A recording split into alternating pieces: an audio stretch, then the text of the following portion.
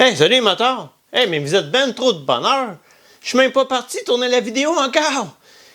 Mais oui, je m'en vais à la classique!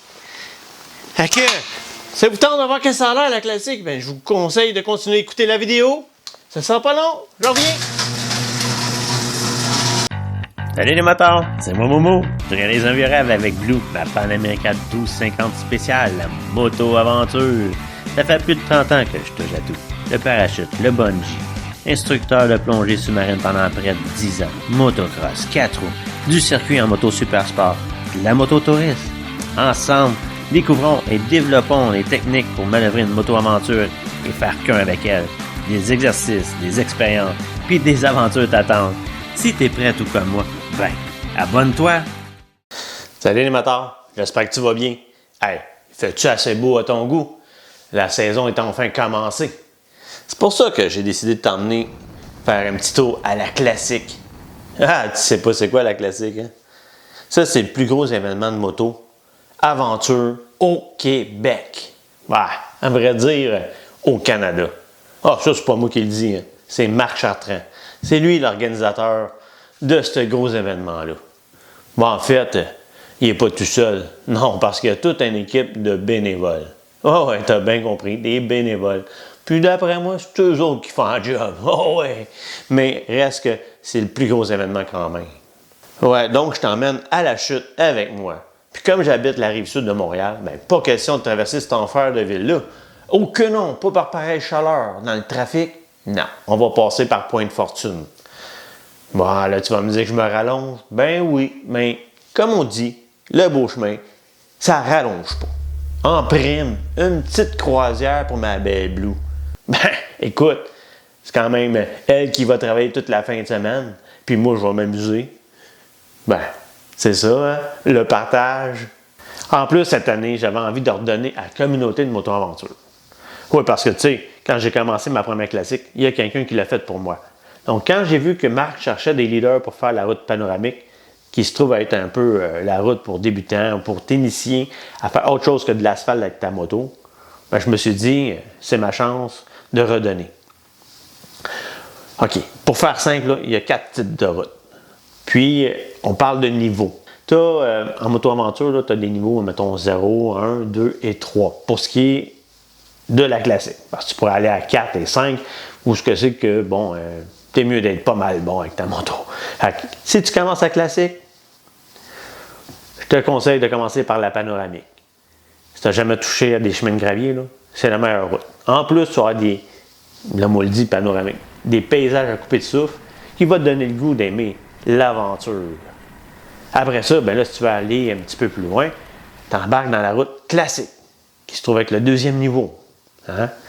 Là, tu vas avoir encore des routes de niveau de 0 à 1, mais là, tu vas faire environ 40% d'asphalte, puis 60% de chemin de gravier. Puis tout ça, ça te permet de monter le niveau légèrement. Après ça, tu peux aller vers la Classique Plus. Classique Plus, où on va commencer à te faire un petit peu de technique. Oui, on va te faire toucher à des chemins un petit peu plus techniques.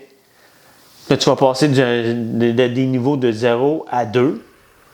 Mais s'il ne fait pas beau, ça peut virer à un niveau 3. Là. Puis là, tu te sens encore mieux. Ben, tu continues à évoluer. Tu vas vers la raide intrépide. Là, l'intrépide, c'est de 0 à 3. Tu vas faire vraiment plus de technique. Genre des chemins rocailleux, peut-être un petit peu de boue, traverser un petit cours d'eau. Tout ça, on va te faire monter le niveau de même légèrement à tous les types de rails. Puis on pourrait dire, tout le temps en restant dans un environnement à risque contrôlé. Puis en parlant d'environnement contrôlé, là, Marc Chartrand, il prend la peine à tous les matins, avant chaque départ, de nous faire un gros meeting afin de nous rappeler les règles à suivre pour avoir un beau déroulement de la journée. La première année comme leader, t'imagines-tu que j'avais envie que ce soit parfait? Donc, j'ai même fait faire des stickers pour qu'on s'identifie. Ouais, notre groupe s'est identifié de Momo 27. Cool, hein? Je pense que ça a été apprécié.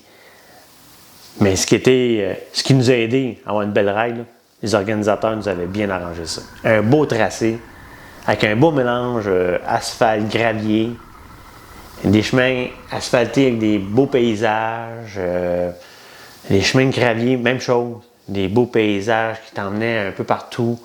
On a vu autant un peu de montagne, de forêt, rivière. Vraiment un beau mélange.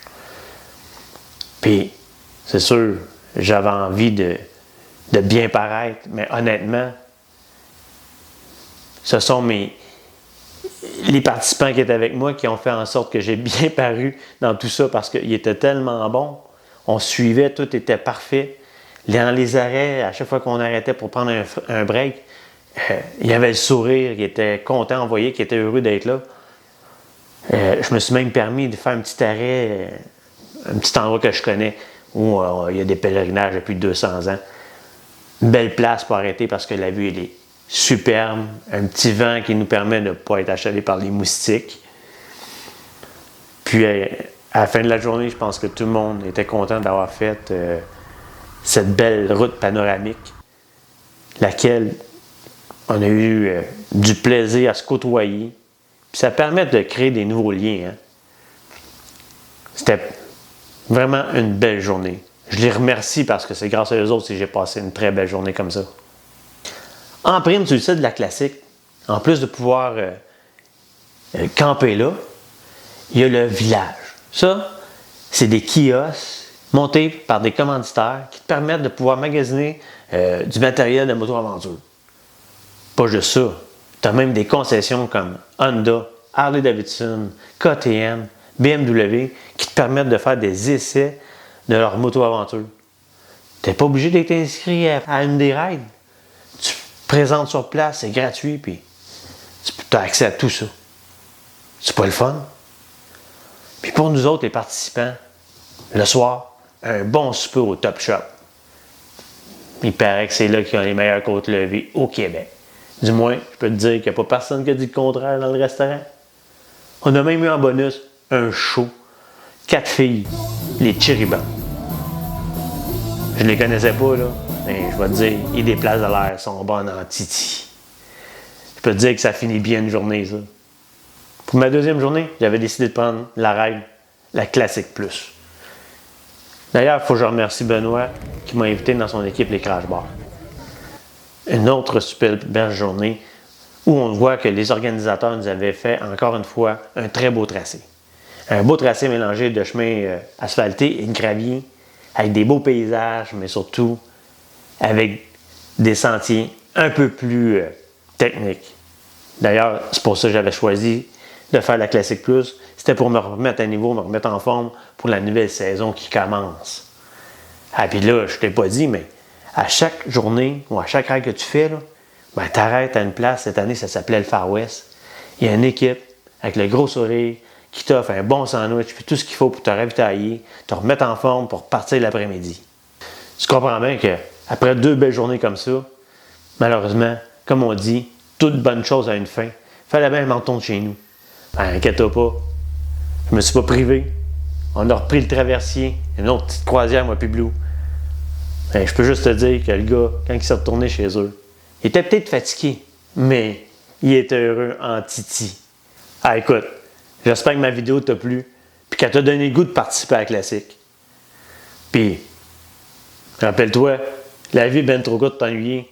Sors donc rider. D'ailleurs, c'est ça que je vais aller faire. Là. Bye bye!